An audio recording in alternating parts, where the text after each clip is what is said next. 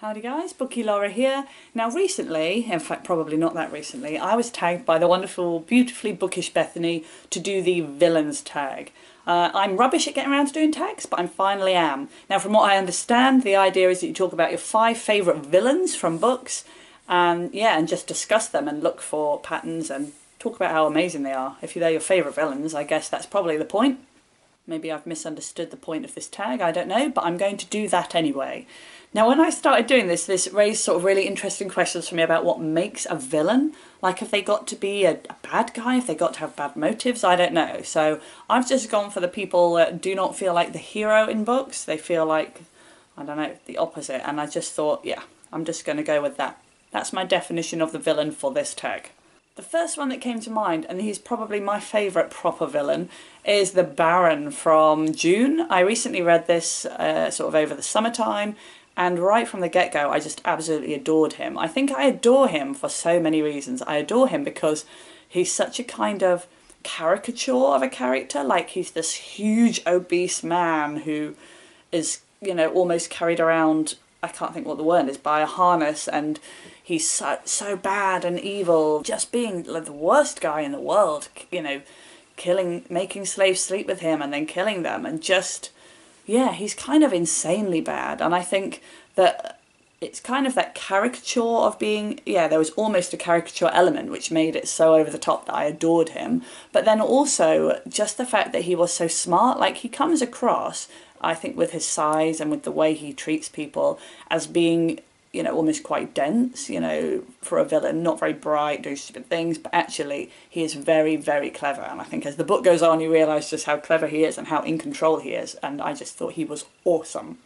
Another villain for me who really stands out is Herbert from Stormbreaker. Now I think it wasn't until I sort of really read this book with my class that I realised how much I adored him, because again, he's kind of that over-the-top villain, and there was a description in it where it said something like, his face like a pufferfish, or something so ridiculous. I can't remember the wording, but the way that he was described, he was compared to animals, and it was just, there was something about it that I really loved. I didn't so much love the film version of Herod's Sale. I think it made him seem a bit more comedy villainy, whereas in the book he's a very convincing villain. He pretends to be a good guy but secretly doing bad stuff, and you know that, but you're not 100% sure to start with.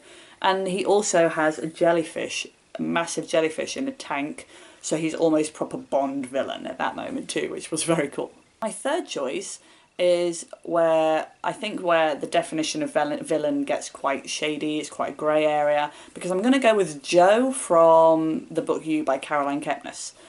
Now, the reason that I find this such a complicated choice is because Joe is not a good guy. Like, right from the get-go in this book, you meet him and you realise that he is a stalker, and he is creepy and really, really stalkery creepy. So you're very aware that this guy is a complete weirdo. He's definitely not a good guy. But as I've mentioned previously, I have developed quite a soft spot for him. I'm not ashamed to admit it. There is an element of me that's in love with him. And I think that is what I adore about him, that he is such a bad and twisted and really, really mentally disturbed character. But then equally there's something about you that really connects with him, and I think that's what makes him such a wonderful villain. He's so bad but you love him anyway. Again, another villain who I absolutely adore is Jaime Lannister in A Song of Ice and Fire. I think that for me, I at this point wouldn't call him a villain, because I think his character goes through some quite significant changes. However, I absolutely adored him at the start. I adored when he was just this really bad guy who just cared about himself, and I almost want to go back and reread the books to relive that moment, because yeah, I think the selfishness is what makes a perfect villain. They just don't care about anybody else apart from themselves, and I think Jaime Lannister summed that up really well. As I say, his character did go through a lot of changes, and that is what makes George R.R. Martin's books so wonderful. I think he really gets characters, but yeah, I miss badass Jaime. The final villain who I absolutely adore is not so much a person, but an entity, and that is Wicked from the Maze Runner series of books.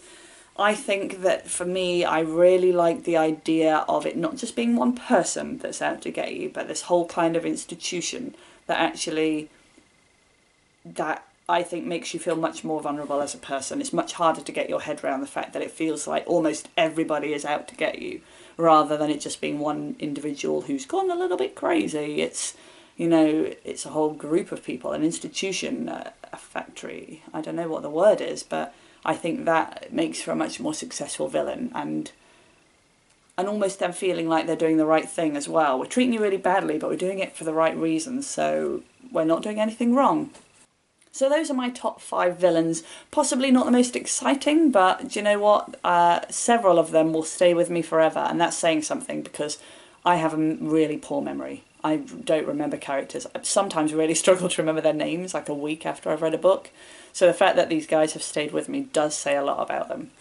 If you've got a top villain, then do let me know. If you're interested, then do this tag. I'm not tagging anyone because I'm ploughing out videos at the moment like there's no tomorrow, and I don't have the spare brain power to sit and think about people to tag, so apologies for that. But thanks for watching. Let me know your top villains, and I will see you next time. Bye bye.